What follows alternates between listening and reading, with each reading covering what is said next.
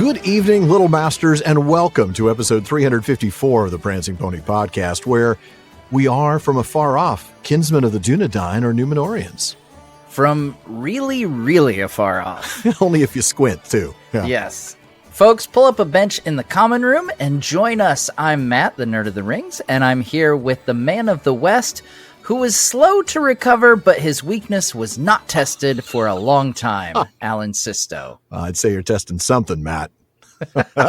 Might just be my patience, though. We'll find out. Folks, join us for a look at the people who became the Rohirrim as we begin our 6-episode-long digression through Cirion and Eorl and the friendship of Gondor and Rohan in Unfinished Tales. Or, as we'll call it from here on out, just Cirion and Eorl. That sounds good for the sake of brevity. Doesn't it? Like yeah. Actually, no, I will call it that. I want you, every time it comes up, Matt, to use the to full say title. Cirion and Eorl and the friendship of Gondor and Rohan and Unfinished Tales. You got to do the whole thing. Now, folks, no matter how you arrived, you're all welcome here in the common room. At the Prancing Pony Podcast, we're reading and talking our way through Middle-earth with plenty of speculation and bad jokes along the way. Speak for yourself, Matt. Now, we do love our deep dives into the lore, discussing our favorite themes, and a whole lot more. But we try to keep it light and fun, like a couple of friends chatting at the pub, and we're glad you've joined us. And I'm sure you'll be glad you joined as well. I'm not sure about Matt, though. But before we get to tonight's chapter discussion, it's time to take a look into the events of Tolkien's life around this date in another This Week in Tolkien History. Now, this episode is releasing on January 12th, 2025. So as we typically do on This Week in Tolkien History, we'll look at a range of dates, going back a couple days and forward to the end of the week. But we'll start with this date, January 12th in 1917. Alan? Well, on this date in 1917, Tolkien's leave of absence from the army ended, but he continued to be unwell. Now, unwell with what, you might ask? That would be trench fever. And to give you a little bit of insight on this, I'm going to go to John Garth's Tolkien and the Great War, though this means going back to late October when he first became ill.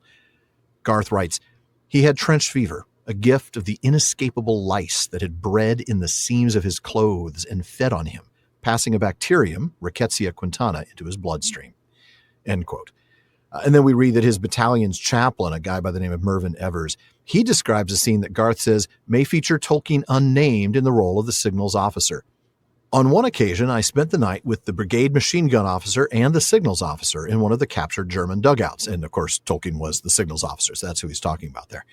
We dossed down for the night in the hopes of getting some sleep, but it was not to be. We no sooner lay down than hordes of lice got up. So we went round to the medical officer, who was also in the dugout with his equipment, and he gave us some ointment, which he assured us would keep the little brutes away.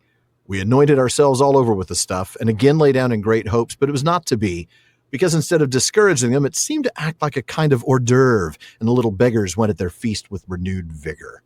How's that for a fun thought? No, that sounds horrible. Mm-hmm. Now, in Carpenter's biography, we read, his rescuer was pyrexia of unknown origin, as the medical officers called it. Mm-hmm. To the soldiers, it was simply trench fever. Carried by lice, it caused a high temperature and other fever symptoms, and already thousands of men had reported sick with it.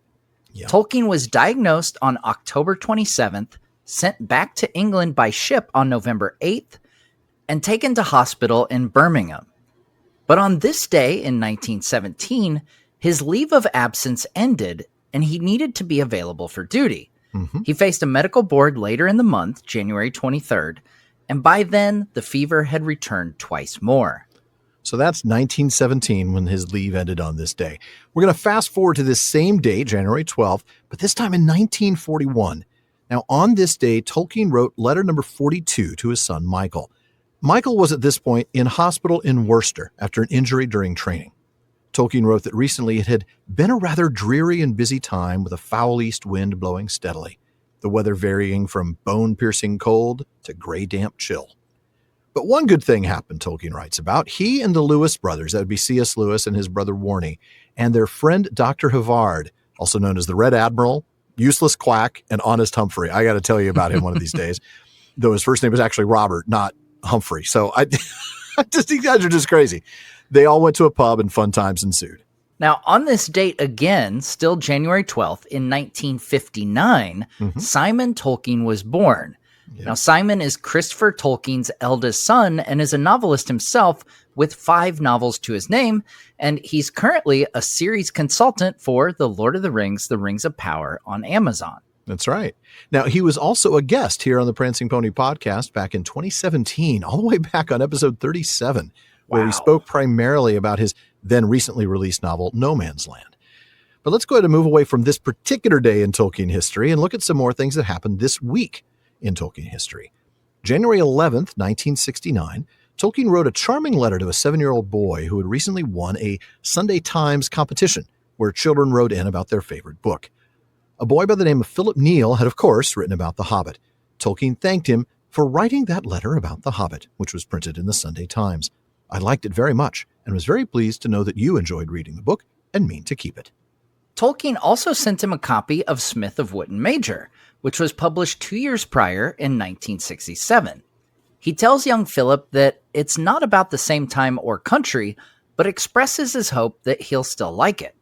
Sticking with the letters, but moving to January 14th, this time in 1956, Tolkien wrote a draft to an unidentified reader, a Mr. Thompson. He says a lot of quotable things in this letter, including this. It was just as the 1914 war burst on me that I made the discovery that legends depend on the language to which they belong. But a living language depends equally on the legends which it conveys by tradition. So though being a philologist by nature and trade, I began with language. That's such a great letter. It's the same letter where he says that he has long ceased to invent. I wait till I seem to know what really happened. And it's also one of a handful of letters where he mentions his dream. He writes, "For when Faramir speaks of his private vision of the Great Wave, he speaks for me. That vision and dream has been ever with me and has been inherited, as I only discovered recently, by one of my children." Now, on January 17th, but going way back to 1937, he wrote letter 10 to Allen and Unwin. I'm not sure this letter would ordinarily make the cut, but we'll explain why. As a prelude to this letter, sometime in the preceding years, which Carpenter says is between 1932 and 37, but Hammond and Scull suggest between 29 and 31, while Christopher Tolkien says it's more likely the 30s than the 20s. So, yeah, based on his handwriting, by the way, is why he says that. Yeah, right. It's kind of wild the way Christopher especially can decipher his father's writings. Nobody else seems to be able to. Yeah, it can be rough. Yeah. Now, Tolkien had written and illustrated a short book for children called Mr. Bliss. It was shown to Allen and Unwin at the same time as The Hobbit, and while they wanted to accept it, the challenge was the number of colors in the drawings. Yeah. Tolkien wrote back saying that the book returned safely, and with his usual self-deprecation said, "The pictures seem to be mostly only to prove that the author cannot draw. But if your firm really think that he is worth publishing, I will try and make the illustrations more easy to reproduce." Now, the reason we went ahead and included that letter and why that made the cut today is because on January 17th, 1983, so exactly 46 years to the day after that letter was written, Mr. Bliss was published. Okay, it was published in the U.S. on that day. It had actually already come out in the U.K. September the year before. That's not the point of This Week in Tolkien History, is it? No. That's not. No. We're working with what we've got here, and that was a fun connection regardless. Now, on January 15th, 1972, the Tolkien Society's constitution was ratified, and the International Educational Charity and Fan Club became official, though it had begun informally in November 1969. The Tolkien Society has done a lot for the worldwide fan community, but we thought we'd tell a little story involving Tolkien himself.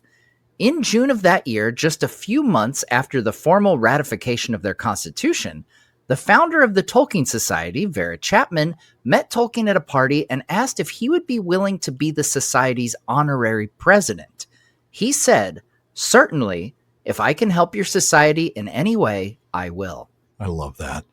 Now, when Tolkien passed away just a little over a year later, the Society offered the post of honorary president to Christopher Tolkien, but he turned it down, saying that he believed his father should remain in that role even posthumously.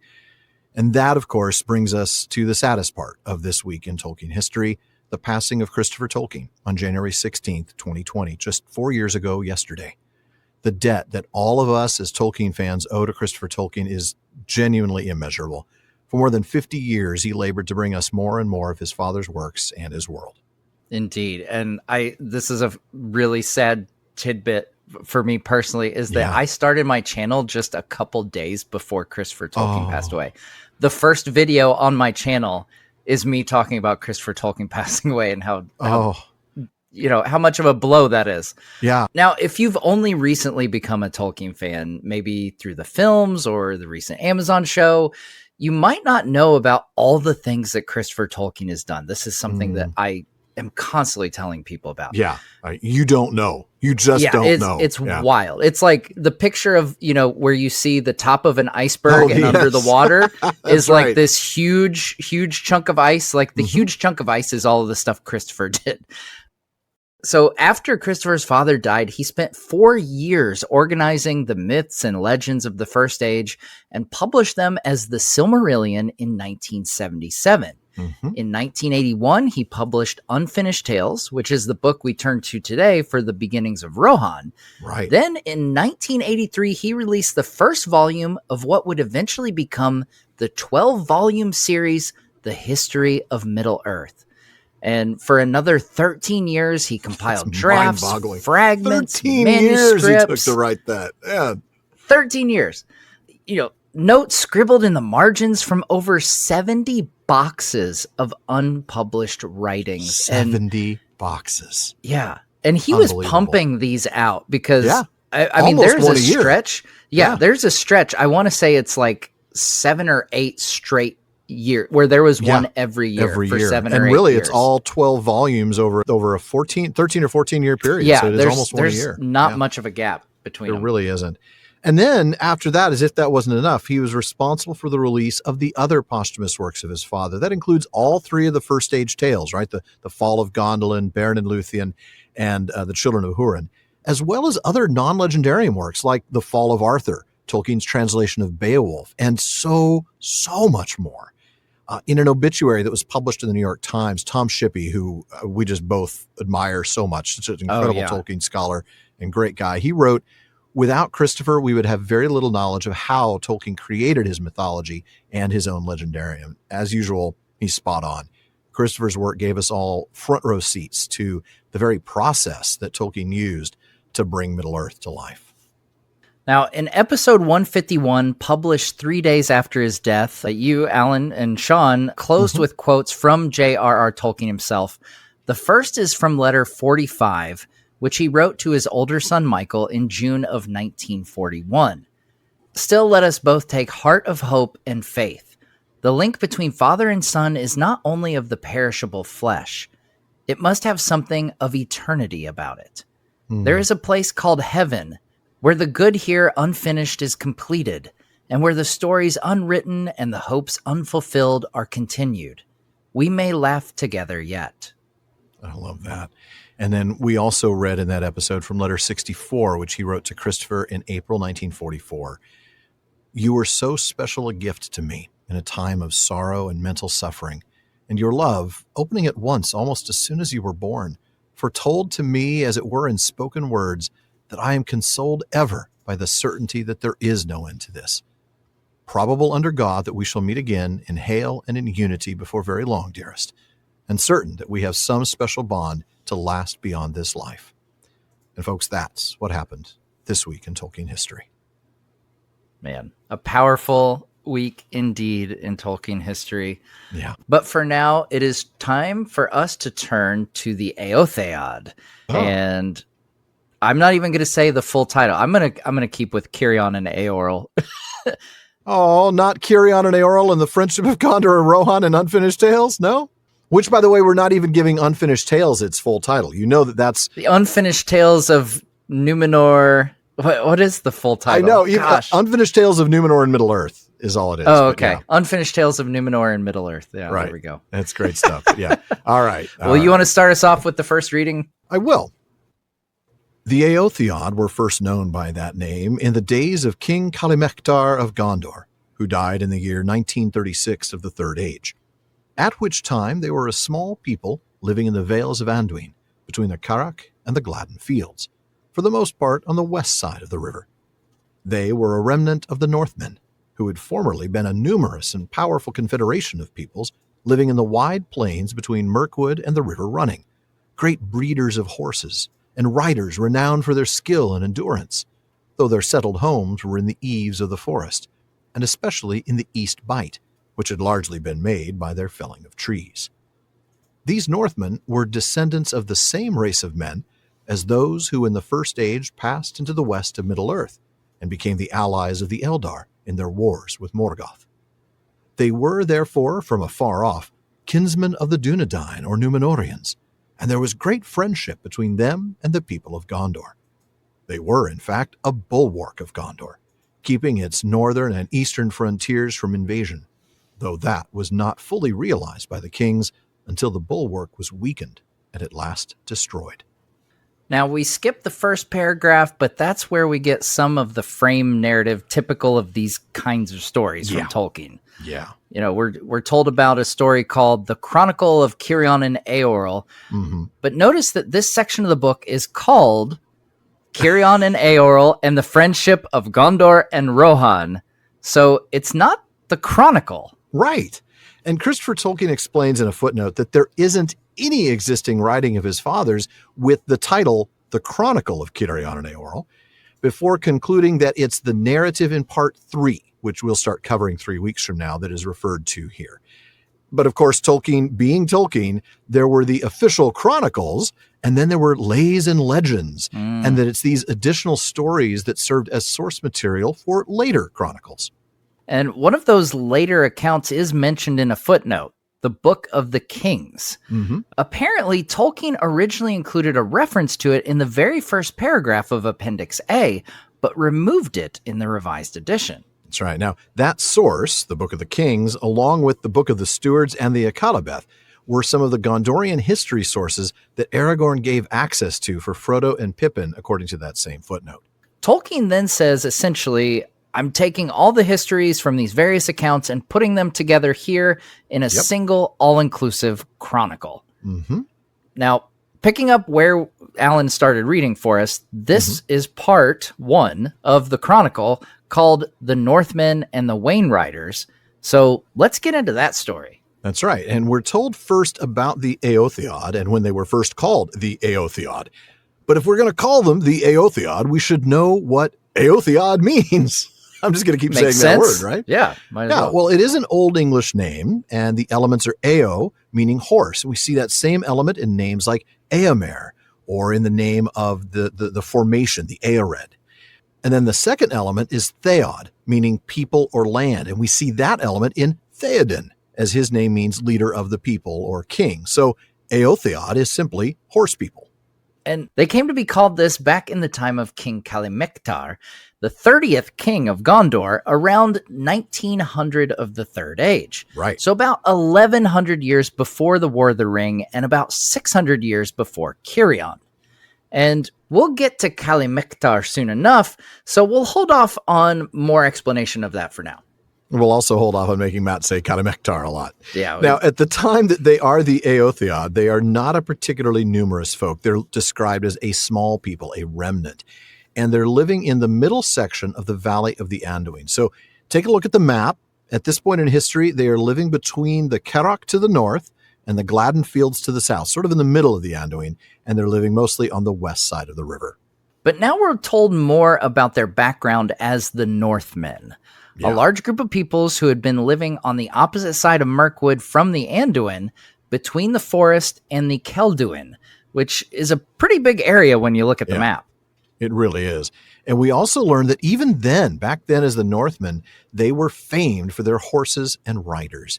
And interestingly, we see that they're people living in the wide plains, but then they have settled homes that are in the edges of the forest itself. The very interesting way of putting it and describing it. They're not exactly nomadic. They have settled homes, but they clearly are out on the plains for very, very long periods of time. Yeah. And we're also given a very clear indication of who these Northmen are, specifically in relation to the men of Gondor. They are, in fact, kinsmen of the Edain. That's right. And the footnote says that they appear to have been most nearly akin to the third and greatest of the peoples of the Elf Friends, ruled by the House of Hador. But that's not really enough of a deep dive, is it? No, it's not, Matt. And so to go a little bit further, I want to revisit something that Don and I took a look at back in episode 348. Forgive us a bit of redundancy. I mean, the truth is there is a lot of content in these next few episodes that crosses over with stuff from the 3 episodes on the Kings and Stewards of Gondor. But the context here makes it really important to revisit this. So, Matt? Now, we know that when the Edain went west, there were 3 houses, the House of Beor, the House of Hador, and the House of Haleth. Mm-hmm. In Of Dwarves and Men, an essay found in the Peoples of Middle-earth, we learned that the folk of Beor were the first men to enter Beleriand, and that they were a small people. Now, after that, we read about 3 different hosts of the folk of Hador, much more numerous people. Now, that's the house made up mostly of tall, fair-haired people.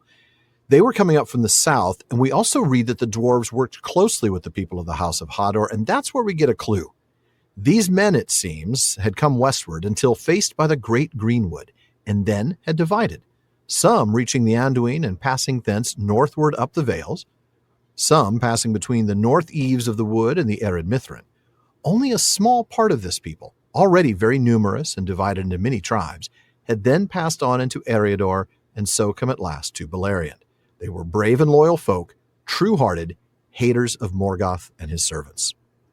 Combined with what we read here, that the Northmen were descendants of the same race of men who became the allies of the Eldar in the wars with Morgoth, it would seem that these Northmen, although middlemen having never come into Beleriand to fight against Morgoth and go to Númenor, are indeed kin and loyal folk, haters of Morgoth. That's right. And there was friendship between the Northmen and Gondor, and quite a bit of friendship, as you'll remember from the time that Don and I spent discussing the kin strife and Valakar's marriage to Vidumavi, the daughter of Vidugavia, the king of Rovanion. Now, that kin strife began in Third Age 1447, so it's about 200 years before the next event on the timeline that we'll be reading about shortly.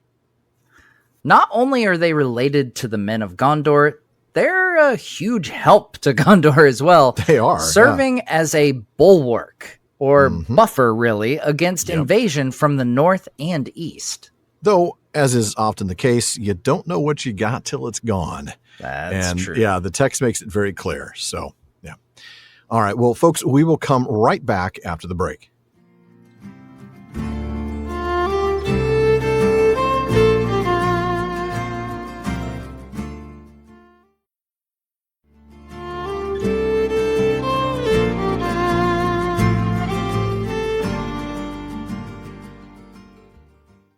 Now, soon we'll get, well, to the Great Plague, so I guess there's no rush. But before we do, we want to remind you that there is a lot more talk going on at the Prancing Pony Podcast than just us. The PPP has an amazing listener community. They're always coming up with great questions and discussions all across our social media spaces. Check out our common room on Facebook, our dedicated subreddit, Twitter, and more. Now, on Facebook, just look for the Prancing Pony Podcast. Follow the page to get the news and episode drops, but you're going to want to join the group to get in some great discussions. Or if you prefer Reddit, find us there at r/PrancingPonyPod. On Twitter and Instagram, we're simply @PrancingPonyPod. And if you want daily Tolkien content, please check out Today's Tolkien Times on YouTube and all your favorite podcast apps. It's my short format daily show with everything from Tolkien Tuesdays to Silmarillion Saturdays. Be sure to check it out at youtube.com/@TolkienTimes and follow @TolkienTimes on all your social media. Now, Matt, would you pick up where I left off with the beginning of the Éothéod? The waning of the Northmen of Rovanion began with the Great Plague, which appeared there in the winter of the year 1635 and soon spread to Gondor. In Gondor, the mortality was great, especially among those who dwelt in cities.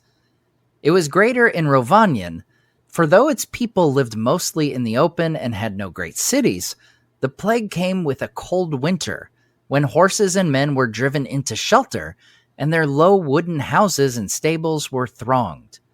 Moreover, they were little skilled in the arts of healing and medicine. of which much was still known in Gondor, preserved from the wisdom of Númenor. When the plague passed, it is said that more than half of the folk of Rhovanion had perished, and of their horses also. They were slow to recover, but their weakness was not tested for a long time. No doubt the peoples further east had been equally afflicted, so that the enemies of Gondor came chiefly from the south or oversea. But when the invasions of the Wainriders began, and involved Gondor in wars that lasted for almost 100 years, the Northmen bore the brunt of the first assaults. King Narmacil II took a great army north into the plains south of Mirkwood, and gathered all that he could of the scattered remnants of the Northmen. But he was defeated, and himself fell in battle. The remnant of his army retreated over the Daggerlad into Ithilien, and Gondor abandoned all lands east of the Anduin, save Ithilien. As for the Northmen, a few, it is said, fled over the Kelduin, river running, and were merged with the folk of Dale under Erebor, with whom they were akin.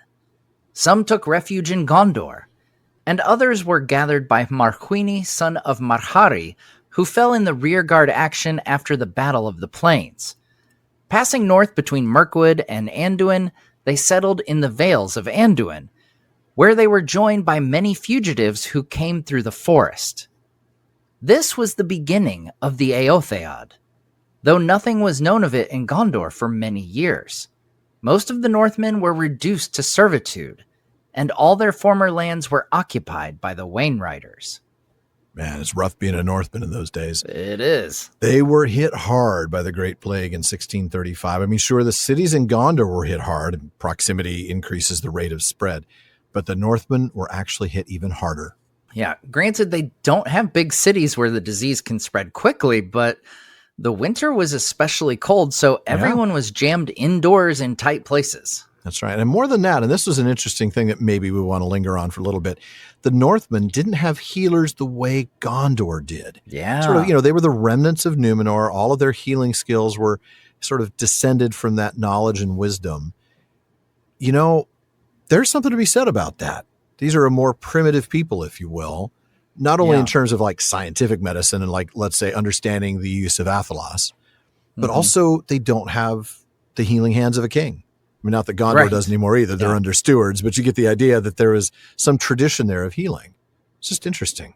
Yeah. I mean, we know obviously that the Númenorians learned a lot from the elves. And directly. We get hints that Númenor teaches the Haradrim about agriculture. Yeah, absolutely. They teach them how to raise corn, I think, is actually corn I think it is. Mentioned. But we don't get a sense for healing being something. Yeah. And they didn't have doctors without borders back then. I wonder though how much of it is stuff that could be taught. Well, actually, I guess a lot of it would have to be taught because all the medicine from the time of the last king until Aragorn returns would have to have been taught skills rather than magical skills. I would think, Yeah. Interesting. I mean, you've got the herb master in Gondor and, good old Yorith, the talkative nurse. Yeah. Anyway, it's just interesting and really sad. I mean, to have half the people wiped out, right? Yeah. And it's crazy that that's not just half the people, but half their horses. Yeah. So the plague's not limited to just people. No. And there really are some similarities between this Great Plague of 1635 in Middle-earth and the Black Death in the primary world in the mid-1300s. My research into that, it does vary quite a bit, but historians estimate anywhere from 30 to 60% of every people group living in Europe were killed. So, I mean, again, half the population is not a stretch. It's really terrifying. Tens of millions of people. And while many animals also died during the Black Death, it was primarily smaller mammals, cats, rabbits, and dogs, rather than, say, horses or cattle, though they were affected too, just not in the same numbers. Yeah. Now, all this said, it's not surprising that we read the Northmen were slow to recover after this. Losing half your population, that'll do it. Yeah, that sure will. Now, the Wainriders are assumed to have been hit as well. That's what the text is implying here. Interestingly, though, it didn't seem to impact the Haradrim as much, since the enemies of Gondor still exist, and they're just attacking from the south and from the sea rather than from the east.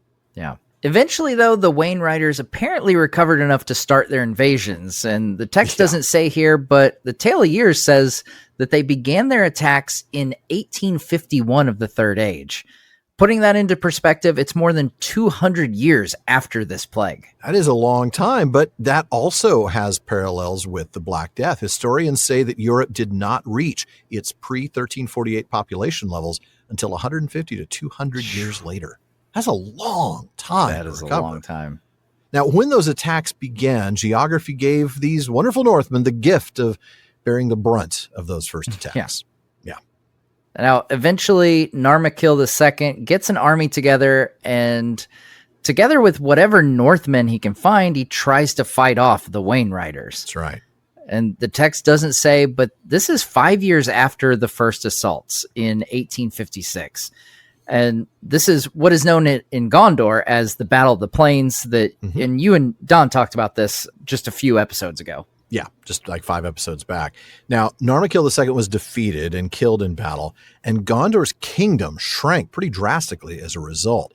We read about what was left of his defeated forces retreating over the Dagorlad to Ithilien, and there's a footnote there that is worth looking at. Yeah, remember earlier when we mentioned the friendship between the Northmen and Gondor and reminded you of the marriage between Valakar and Vidumavi and the subsequent kinstrife that came after that? Well, here we are some 400 years after that, and one of the descendants of Vidugavia, the king of Rovanion, plays a part. The escape of the army of Gondor from total destruction was in part due to the courage and loyalty of the horsemen of the Northmen under Marhari, a descendant of Vidugavia, king of Rovanion, who acted as rearguard. That's right. Now, Don and I talked about the importance of rearguard actions in Tolkien.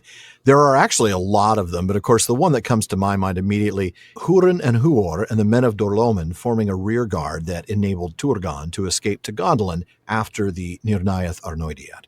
Now, as we read in the very next paragraph, this action to rescue the Gondorian army's remaining forces ended up costing Marhari his life. One other thing in that footnote that's worth mentioning here, even though Gondor lost, it was a brutal battle. Yeah. The Wainriders had suffered serious losses, enough that they had not strength enough to press their invasion until reinforced from the east, and were content for the time to complete their conquest of Rovanion.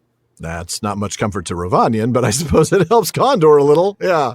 Now, while the remaining Gondorians fled into Ithilien, the surviving Northmen split up into at least 3 different groups.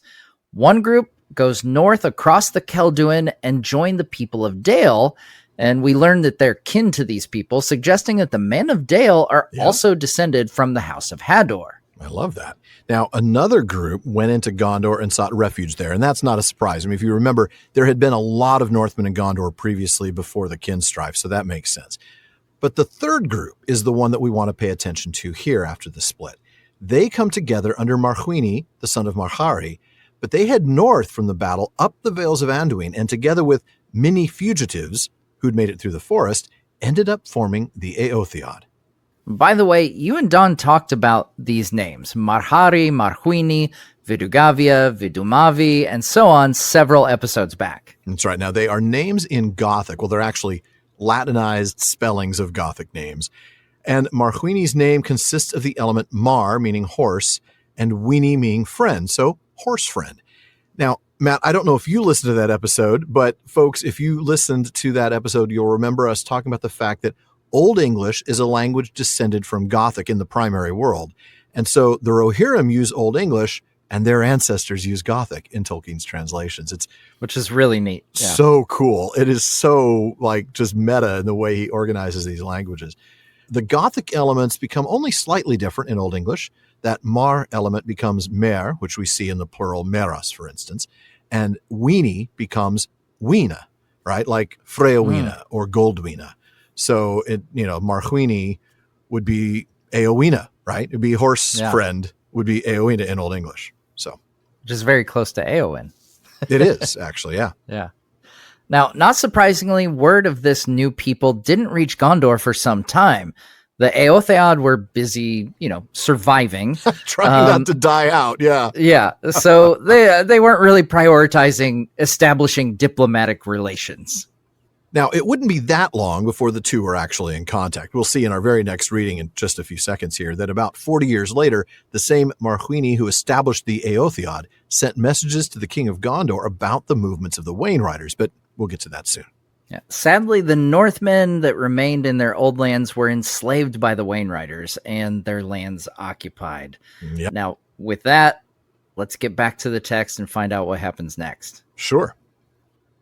But at length, King Calimectar, son of Narmacil II, being free from other dangers, determined to avenge the defeat of the Battle of the Plains.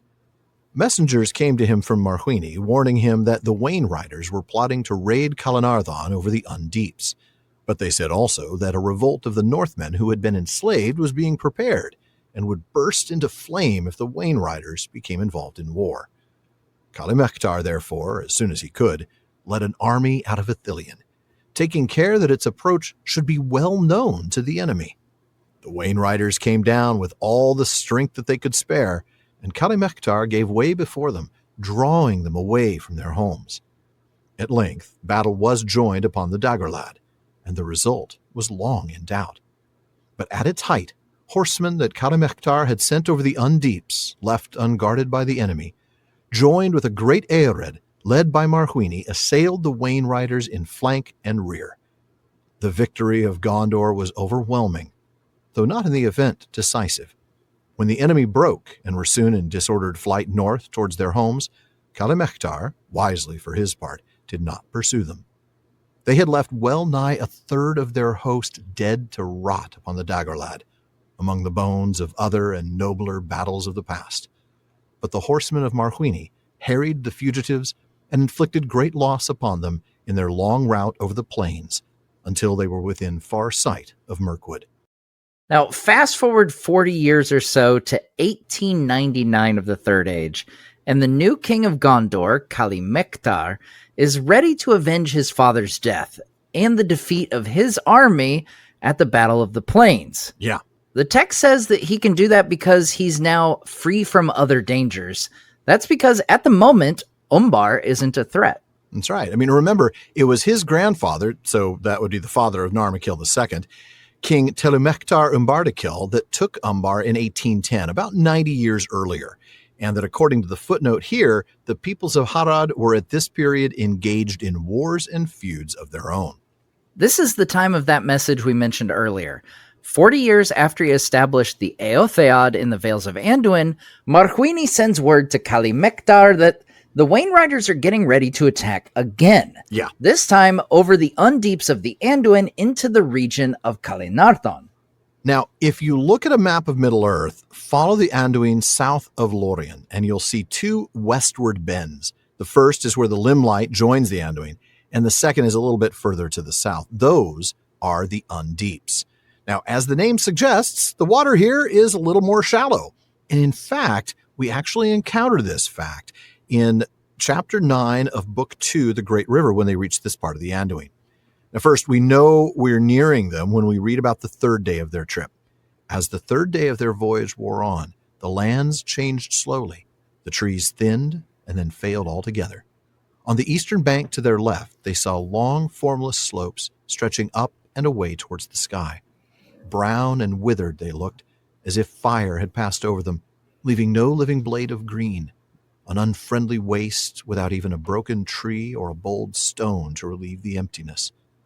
They had come to the brown lands that lay vast and desolate between southern Mirkwood and the hills of the Imen Muil. What pestilence or war or evil deed of the enemy had so blasted all that region, even Aragorn could not tell. Now that we have our bearings, let's read a bit later. In the next day or two, as they went on, borne steadily southwards, this feeling of insecurity grew on all the company.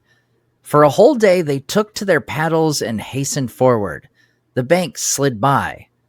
Soon the river broadened and grew more shallow. Long stony beaches lay upon the east, and there were gravel shoals in the water, so that careful steering was needed. The brownlands rose into bleak wolds. over which flowed a chill air from the east.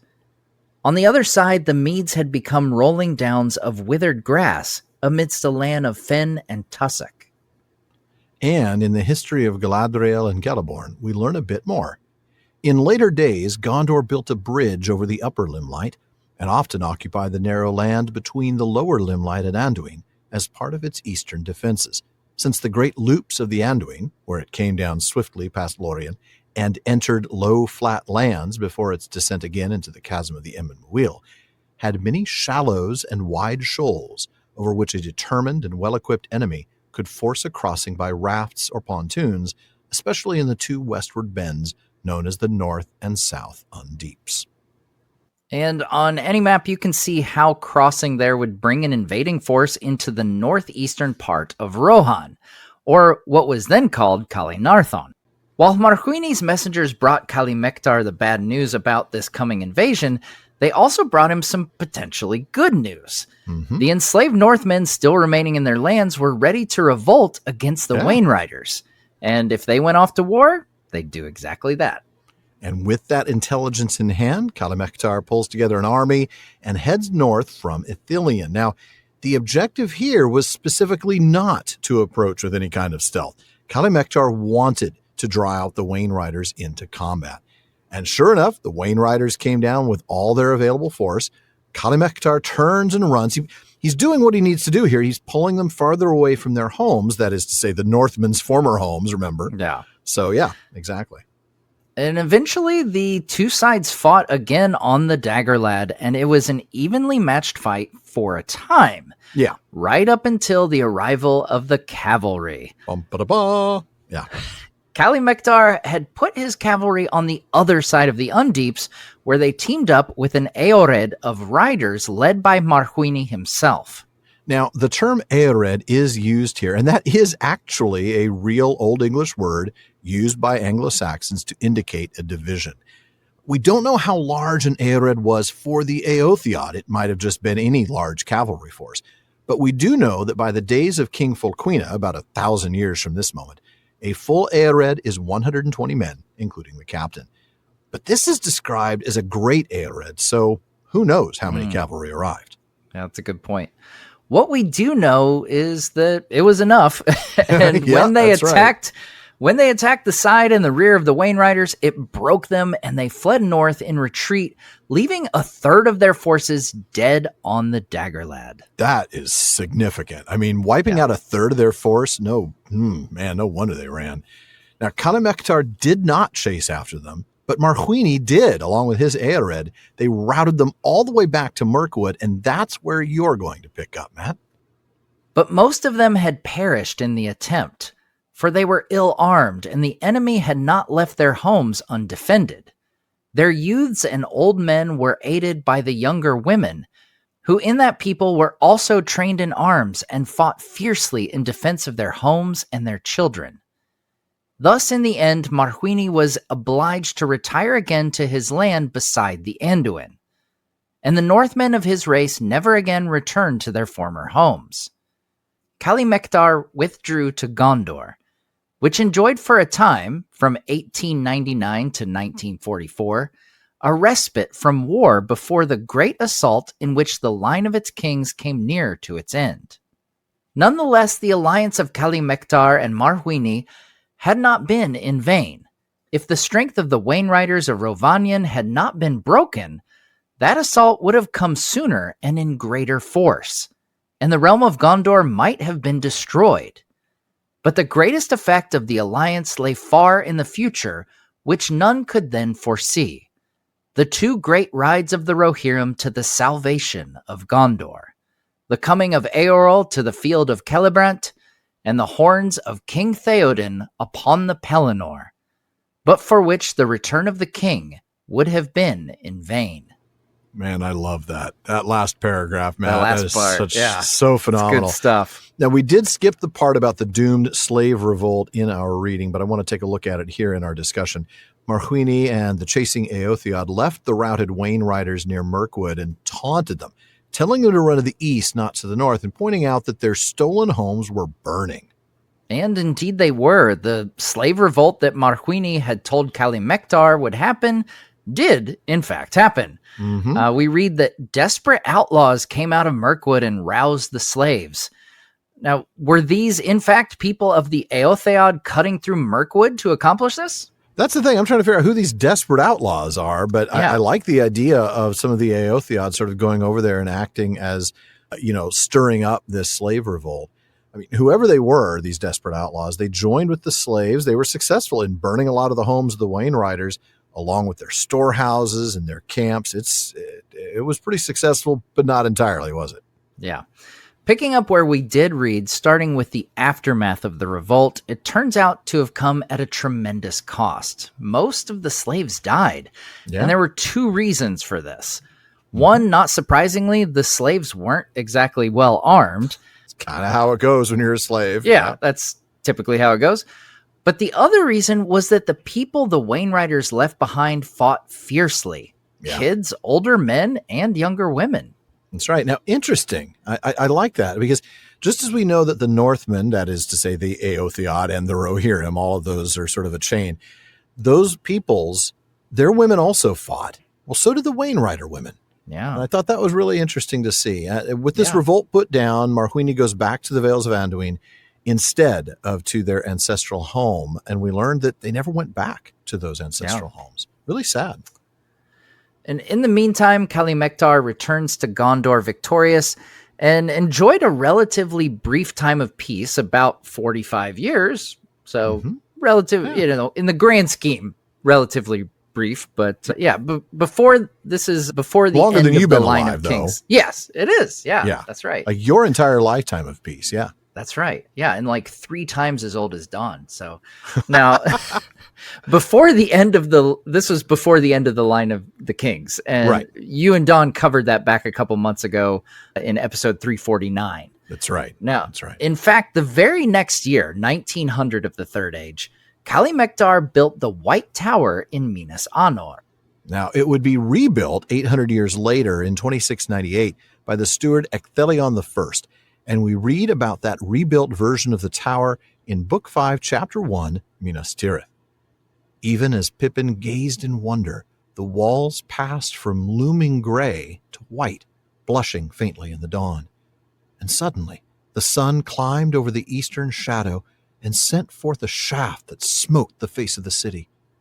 Then Pippin cried aloud, for the tower of Ecthelion, standing high within the topmost wall, shone out against the sky, glimmering like a spike of pearl and silver, tall and fair and shapely, and its pinnacle glittered as if it were wrought of crystals, and white banners broke and fluttered from the battlements in the morning breeze, and high and far he heard a clear ringing as of silver trumpets.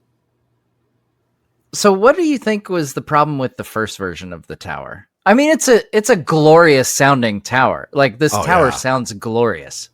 Glimmering like a spike of pearl and silver. It sounds amazing. Yeah. But did they have to take it all the way down to the studs when they rebuilt it? I mean, was the first one were they just like, this?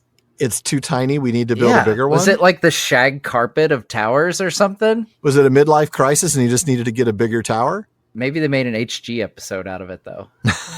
Fixer upper style. Fixer upper. Do we fix this one or do we get a new one? Right? Oh, that's right. That's a whole other show. Yeah, that's right. Yeah. Now, back in episode 350, you and Don were talking about that moment when the standard of Elendil is said to have flown once more from the Tower of Ecthelion. And you pointed out that the standard of Elendil never flew from the Tower of Ecthelion because Ecthelion was a steward, and therefore the king's standard never flew on his tower. Ding, ding, ding. Any thoughts on that? Well, yeah, it was a bit pedantic of me at the time. I mean, of course, it is a rebuilt tower and presumably not an entirely new one. I mean, I sort of doubt he demolished the old one first, so I guess it kind of did fly from there. But when Elendil's standard actually flew from that tower, it would have just been called the White Tower, not the Tower of Ecthelion. And it was built here by Kalimektar in Third Age 1900 when the city was still called Minas Anor. Yeah. So Anyway, sidebar over, we return to the text and see that this alliance between Gondor and the Éothéod in 1899 has some huge impact later down the historical road. A moment ago, the text mentioned the great assault in which the line of Gondor's kings came near to its end. That assault comes in 1944 of the Third Age, just 45 years later. And if the Wainwriters had not been defeated so badly in Third Age 1899, they would have been able to attack earlier and in bigger numbers, ensuring a crushing defeat of Gondor. Now, instead, while the line of kings nears its end, the kingdom itself survives that onslaught, spoilers, I guess, thanks to this alliance of Calimectar and Marhuini. But way further down the road, it leads to two other incredibly heroic moments. 600 years later, in 2510, the Ride of Eorl the Young, which we'll get to in 2 weeks' time on the show. Can't wait. And 500 years after that, or more than 1,100 years after Marhuini helped out Calimectar, the arrival of Theoden and the Rohirrim at the Pelennor, ensuring that Aragorn's return actually means there's a kingdom still standing. Now, this whole segment that we've just read is obviously a lot longer than what Don and I read about a few episodes ago from Appendix A. In Appendix A, all we get is this summary. Calimectar, son of Narmacil II, helped by a revolt in Rhovanion, avenged his father with a great victory over the Easterlings upon Dagorlad in 1899, and for a while, the peril was averted. That's it. That's all we get. So thankfully, Christopher found an extra box, and we got this fantastic stuff. And there will be more of it right after we come back.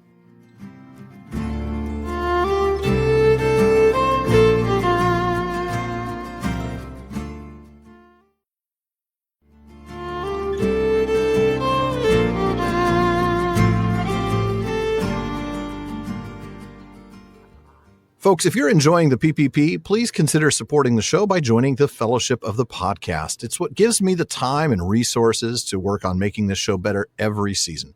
When you join, you get the best Discord community around, and that includes live episode recordings and hangouts every month. In fact, we're recording this episode in front of a live studio audience. You also get episode postscripts, ad-free episodes, free merch, and more. You can also become part of our Questions After Nightfall episodes or even join us as a guest in the North Wing. So please go to patreon.com/prancingponypod to show your support and join the Fellowship of the Podcast. Now, you can always help us out by giving us a rating and review on Apple Podcasts and a rating on Spotify. And please recommend us to your friends. And speaking of friends, let's talk more about Rohan and Gondor here. Alan, take it away. All right. In the meanwhile, the Wainwriters licked their wounds and plotted their revenge. Beyond the reach of the arms of Gondor, in lands east of the Sea of Rhûn from which no tidings came to its kings, their kinsfolk spread and multiplied, and they were eager for conquests and booty and filled with hatred of Gondor which stood in their way. It was long, however, before they moved. On the one hand, they feared the might of Gondor, and knowing nothing of what passed west of Anduin, they believed that its realm was larger and more populous than it was in truth at that time. On the other hand, the eastern Wainwriters had been spreading southward, beyond Mordor, and were in conflict with the peoples of Khand and their neighbors further south. Eventually, a peace and alliance was agreed between these enemies of Gondor, and an attack was prepared that should be made at the same time from north and south. Little or nothing, of course, was known of these designs and movements in Gondor. What is here said was deduced from the events long afterwards by historians, to whom it was also clear that the hatred of Gondor and the alliance of its enemies in concerted action, for which they themselves had neither the will nor the wisdom, was due to the machinations of Sauron. Forthwini, son of Marhuini, indeed warned King Ondaher, who succeeded his father Calimectar in the year 1936, that the Wainwriters of Rhovanion were recovering from their weakness and fear, and that he suspected that they were receiving new strength from the east, for he was much troubled by raids into the south of his land that came both up the river and through the narrows of the forest. But Gondor could do no more at that time than gather and train as great an army as it could find or afford. Thus, when the assault came at last, it did not find Gondor unprepared, though its strength was less than it needed. Ondaher was aware that his southern enemies were preparing for war, and he had the wisdom to divide his forces into a northern army and a southern. The latter was the smaller, for the danger from that quarter was held to be less. It was under the command of Eärnil, a member of the royal house, being a descendant of King Telumektar, father of Narmacil II. His base was at Pelargir. The northern army was commanded by King Ondaher himself. This had always been the custom of Gondor, that the king, if he willed, should command his army in a major battle, provided that an heir with undisputed claim to the throne was left behind. Ondaher came of a warlike line and was loved and esteemed by his army, and he had 2 sons, both of age to bear arms, Artemir the elder and Faramir, some 3 years younger. Yeah, and we'll see later whether that son who's supposed to be the heir stays put. Spoiler alert, he does not. Yeah. We'll find out about that next week. Mm-hmm. Yeah, let's stick with the reading that we have here. The Wainwriters, it seems, don't take this loss lightly. You know, of course they go home to lick their wounds, but instead of thinking, hey, maybe we should leave Gondor alone for a while, they spend their time plotting their revenge. Exactly. You almost catch them monologuing practically. I mean, they're really definitely wearing the villain hat here. If you're going to get revenge, well, you need to get stronger, and that is precisely what they do as they grow both in numbers and in area. They are an aggressive people, right? They're eager for conquests and booty. But they're also angry, filled with hatred of Gondor, because they were in the way. That said, they're not entirely stupid. They wait for 2 reasons. First, because they don't have intel on Gondor's strength, and they assume that it's actually bigger and stronger than it really was. The second reason is interesting, though, and it's because the Wainwriters further to the east had been expanding south, beyond Mordor, and they were having fights with their neighbors in that direction, including Khand, which we know very little about. Actually, we know nothing. We know the people there are called the Verags, and that's all we know. Thank you very much. Yep. There, we covered it. Yeah, there's our digression on Khand. Imagine an entire episode. We're going to do an episode on Khand. That's our P5. Thanks for joining us. Goodbye. Now, of course, these people all hate Gondor more than they hate each other. So naturally, they create an alliance and decide on a 2-pronged attack. That's right. Now, coming back to Gondor, the kings, Kalamektar for another 37 years until Third Age 1936, and then his son Ondaher, they had no clue about all of this. And what we're reading about here comes from historians after the fact. They're the ones who were able to figure out that it was actually Sauron who was behind all of it. And what a burn. They themselves had neither the will nor the wisdom. Wow. Yeah. The Wainwriters would like to have a word with you, Mr. Historian. Yeah. Right. And I know you and Don talked about that back in Appendix A, but still, ouch. Yeah. Man. He's right, but that's the way it works. Just a little elsewhere in Middle Earth for you, by the way, to kind of get this timeline and help you understand what else is happening. In 1940, so this is 4 years after Ondaher ascended to the throne, but 4 years before the attack coming up, so that kind of places it in line, Ondaher took counsel with Arafat, king of Arthedain, the last of the remaining kingdoms of the north. In fact, that was the year when Ondaher's daughter, Firiel, married Arafat's son, Arvedwi, the ominously named last king of Arthedain. And we have a bit of a repeat here. Just as Marhuini warned Kalimektar, Forthwini, Marhuini's son, warns Ondaher, Kalimektar's son, that the Wainwriters were moving again. Exactly. And familiar message, yeah. Yes. He was able to provide a bit more intelligence about the possible strength coming in from their new allies. Now, the evidence for this, at least from Forthwini's perspective, is the increased number of raids in the south of their new lands in the Vales of Anduin. So that means they're getting attacks coming up from the south, up the river, but they're also getting attacked from the east, like through Mirkwood itself. Now, unlike his father, Ondaher isn't able to do much about this. We read that they could do some basic preparations, right? Gather and train as great an army as it could find or afford, but it's simply not enough. Ondaher's gathered enough intel to know that the enemies to the south are getting ready to attack. Remember that the Wainwriters have expanded all the way to the south of Mordor. Mm-hmm. Yeah. Knowing that this attack will come from the south and the north, he splits his army into 2 forces, with Eorl leading the smaller southern force. And we do learn a little bit more about Eorl here. He is descended from Telumectar. Now, Telumectar is Ondeher's great-grandfather, so Eorl would be Ondeher's second cousin once removed. Also, we learned that he was based at Pelargir, so it definitely makes sense, geographically speaking, to give him command of that southern force. Yeah, and the northern force is being led by the king himself, and that is actually the standard custom of Gondor. If the king wants to command the army, he can do so, but only if he leaves behind an heir with an undisputed claim. Now, surely this isn't a problem for Ondeher. He's a warrior king anyway, his army loves and admires him, and he has two sons who are eligible to be heirs, Artemir and Faramir. We don't know precisely when they were born, but we are told when their younger sister Firiel, the one who married Arvedwi, was born. Yeah, in the Heirs of Elendil found in the Peoples of Middle-earth, we read in the entry for Ondohir, war continued with the Wainwriters. In 1940, Ondohir gave the hand of his daughter Firiel, born 1896, his third child, to Arvedui, heir of Arefant, king of the North Kingdom. But he was unable to send any help to the north against the evil realm of Angmar because of his own peril.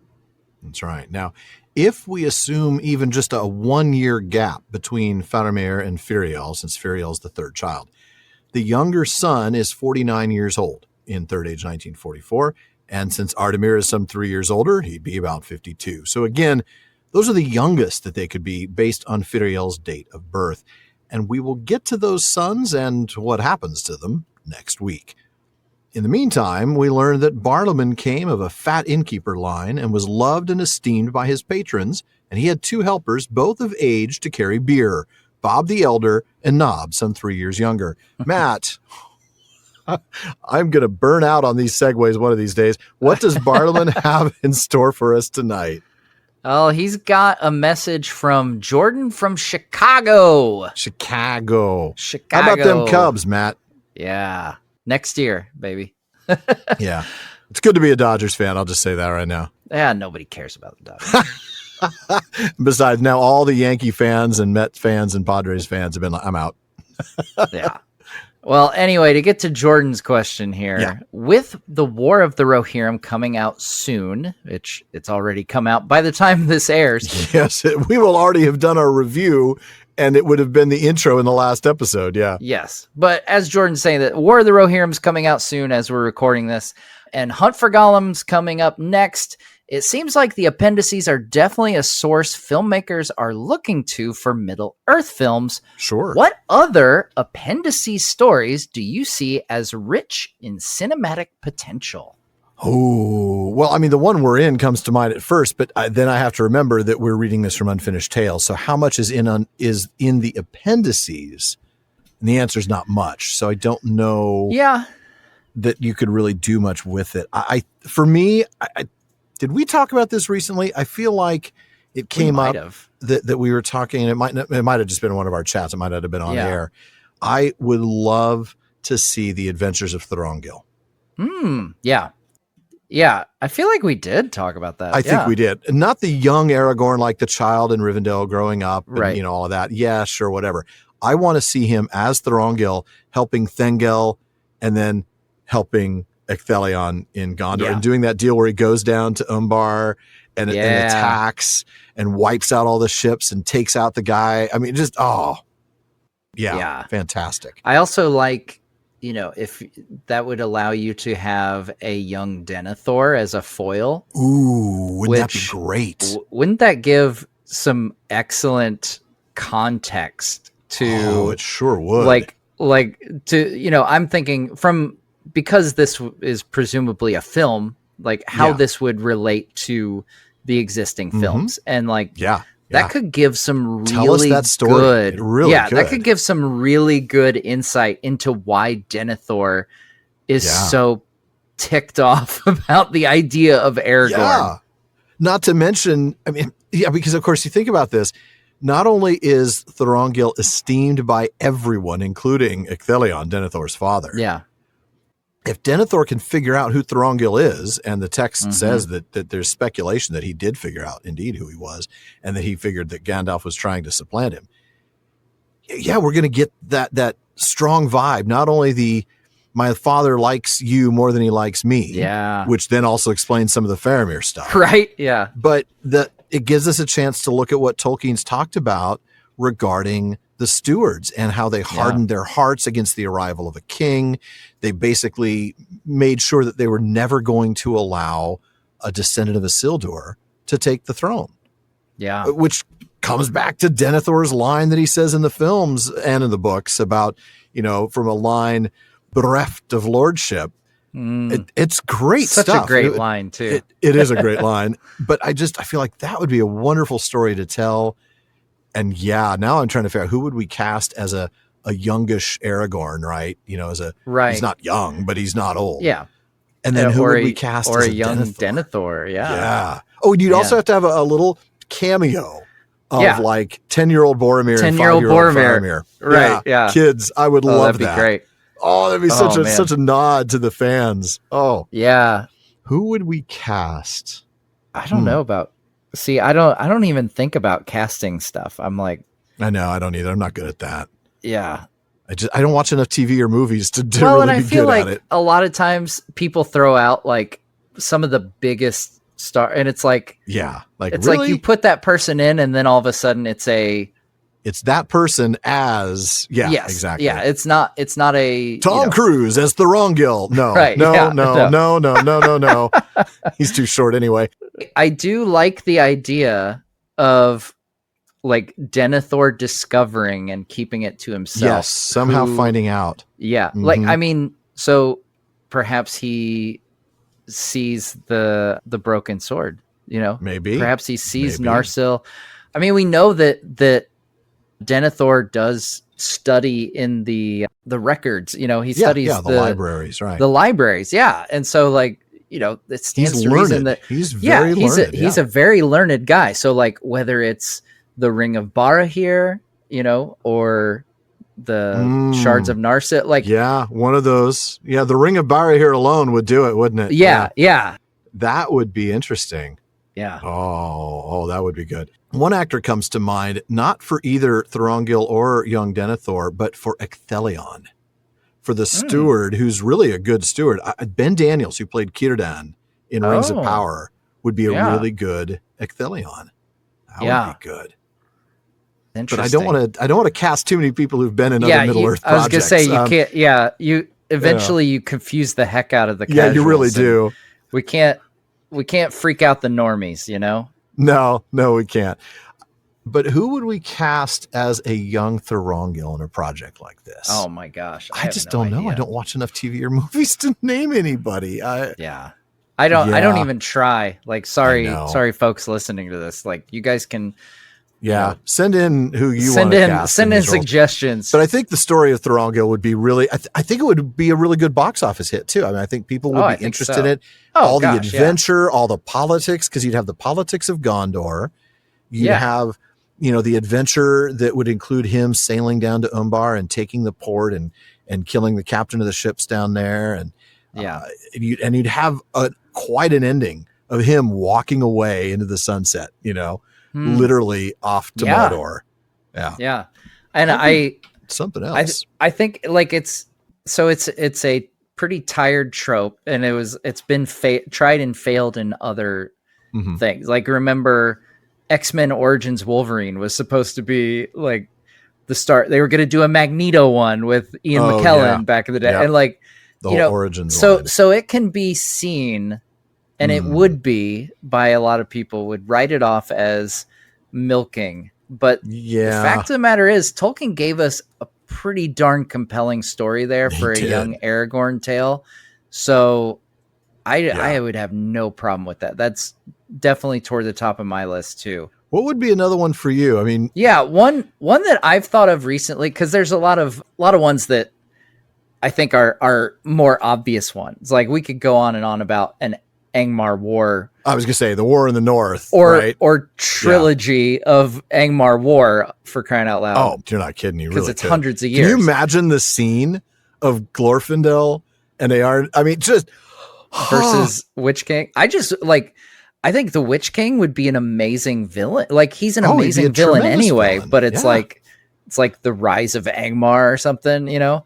Do like you suggested a trilogy. You could do the first one could be the split of Arnor into Arthedain, Rhudaur, and Cardolan, and sort of the way the Witch King sees this as an opportunity, right? And that's film 1. And then film 2 is sort of the destruction of Rhudaur and Cardolan. Angmar holds on. And then the third one is the destruction of Arthedain. Yeah. As you know, and it ends with Arvedwi on the ship in the Bay of Forachel, freezing to death. I mean, you can even see the last frame is like his frozen face. Well, and I start like, because this is what I do, like when I'm in the car or like, you know, when I'm driving in the car somewhere, when I can't have my mind on other things, this is the kind of stuff that goes through my mind, is like potential adaptations. And I think of Cardolan, Rhudaur, and Arthedain. If you've ever seen the old Akira Kurosawa film Rohan, I've not seen that. It's on my list now, though, thanks to you. It's there's actually some imagery of it in it that Peter Jackson borrows from, which is really cool. Some of the cinematography influences his work, but it involves an aging king who splits his kingdom between his 3 sons. And so it very much an Arnor thing. But it results in like breaks out into civil war. It's which it did in Arnor. I mean, Arthedain has to fight off Rhudaur and Cardolan, especially Rhudaur. But so one of the more deep cut ones that I could see them actually doing is involving the Éothéod, and it's Scatha. Scatha the Worm. That's what I was thinking. Scatha the Worm. Yeah. And I think it would be really cool to... And sort of their animosity with the dwarves. Yeah. Like I could see them doing... I could actually see them doing that one in anime too. That would be a follow-up. As a follow-up to War of the Rohirrim. If War of the Rohirrim does well and is well received... They could do a backstory to that. Yeah. I could see them doing another one. It would be cool, I think, to differentiate a dragon story from Smaug. Like make Scatha not as formidable. Make him the Scatha that Tolkien wrote him to be. Yeah. You know, Tolkien wrote a poem about Scatha and described him. Yeah. As we just talked about last episode, you know, as this cold, just, I mean, totally creepy, just crushing people with his body. You know, I mean, that's how he, It'd be fun too, I think, partially because I just listened to the audiobook and was diving into this. But I think to take some inspiration from like Beowulf's face off with a dragon. Yes. Maybe I would like that too. As I was listening to the Beowulf thing, I was like, you know, like this could work for Scatha and From, I think. I mean, I don't know if you could do a whole movie with From and Scatha, but I think the Éothéod, the origin of the Éothéod, I think would be a good one, right? Oh, that would be cool too. To talk about, you know, maybe you start with the move from the Vales of Anduin. So a little ahead of where we are right now, right? You move from the Vales of Anduin up to the north, you become the Éothéod up there, and it ends with the ride of Eorl the Young to save Cirion. That would be I think that's probably a more likely yeah, prelude to War of the Rohirrim. If War of the Rohirrim, you know, succeeds, yeah, that would be more likely. Yeah. Oh, yeah, the origin of the Rohirrim. That would be a fun one. The thing is that so much of that's got to pull from Unfinished Tales, like we said. That's the problem. Yeah, that's the thing. Is like you have to work strictly. You'd have to work with the estate. They'd have to give you extra approval. Right. Well, yeah, that's what I'm saying. Is like the chances are pretty slim of that. Like you really, you know, unless some unforeseen like deal gets made. For you know, non Lord of the Rings or appendices material, you've kind of got to look at stories that are purely in the appendices. Exactly. That's a tough one. Straight out of the appendices. Yeah, I mean, that's the thing. That is where the Angmar stuff is, though. Yes, it is. The Angmar stuff is straight up. It's all of it. Mm-hmm. Yeah. Yeah, that would be fantastic. I mean, yeah, you're right. The Cirion and Eorl stuff, and therefore the origin of the Éothéod and the Rohirrim is not very fleshed out in the appendices. Okay, I know. I want an adaptation of all of Appendix D, the Shire calendar, for use in all years. Yes. That would be so exciting. Oh my gosh. Maybe we'll get there someday in like 2050. You know, I mean, if I can do an episode of the PPP on the calendars, which, folks, I will be, thanks to James Tauber, who will be joining me on that to make it interesting, then certainly they could they can't make a film out of that. All right. That was fun. I would love to see some films coming out of the appendices. That would be really, really exciting, especially the story of Thorongil. But for now, folks, that wraps it up for another episode of the Prancing Pony Podcast. Please be sure to come back next week when we join the Éothéod in fighting alongside King Ondaher as we continue the story of Cirion and Eorl. Neither of whom have actually bothered to show up yet in these episodes, but we're getting there. Yeah, they'll get here. They'll be here. Alan and I want to thank the members of Team PPP, editor Jordan Rannells, Barlaman Becca Davis, social media manager Casey Hilsey, event and Patreon community coordinator Katie McKenna, graphic artist Megan Collins, and website guru Phil Dean. Now, please take a minute to check out theprancingponypodcast.com. That's where you're going to find show notes, outtakes, Prancing Pony ponderings, as well as our online storefront where you can get PPP merch, including all of the great episode artwork that Megan's been doing for the show for the last 2.5 seasons now. You'll also want to visit our library page. The Prancing Pony Podcast is, after all, a podcast about the books, so if you're interested in a book we've mentioned on the show, you'll find a link for it in our library. We do get a small amount of compensation when you make your purchase, and we thank you for that. And we also want to thank our patrons at the Kierdance contribution tier. I'll start with DeMay in Alaska, Chad in Texas, Lance in New Jersey, Paul in Colorado, Joseph in Michigan, Kathy from North Carolina, Carlos in California, Brian in the UK, Jerry from Washington, Joe in Washington, Erwin from the Netherlands, Ben in Minnesota, Anthony in Texas, Karen in the UK, June in Ireland, Zaksu in Illinois, Sarah in New Jersey, Joshua in Massachusetts, Lucy in Texas, and Keith in Alabama. There's also Erica in Texas, Carson in Oklahoma, Vivian in California, James in Massachusetts, Ann in Kentucky, Sean in New Jersey, Mason in California, Maureen from Massachusetts, Olivia in London, Robert in Arizona, Nick in Wisconsin, Lewis in South Carolina, Thomas in Germany, Craig in California, Bailey in Texas, Kevin in Massachusetts, Julie in Washington, Bruce in California, Joe in Maryland, and Nathan in Arizona. Thank you all so very much for your support. Indeed, folks, thank you very, very much. Make sure you don't miss any episodes of the Prancing Pony Podcast. Subscribe now through Spotify, Apple Podcasts, Amazon Music, or your favorite podcast app. And one last thing, as always, don't forget to send your thoughts, comments, and most of all, your blueprints for a brand new Tower of Ecthelion to Barlaman at theprancingponypodcast.com. And if you want your voice literally heard, well, just send us audio of your question. Visit podinbox.com/prancingponypod and record your question for us. Please be sure to still email the question to Barlaman, though. Even though Barlaman's been a lot more reliable lately, there's still a lot of mail to sort through. We'll try to get to you just as soon as we're able. As always, though, this has been far too short a time to spend among such excellent and admirable listeners. But until next time. This is the end. We are going. We are leaving now. Goodbye.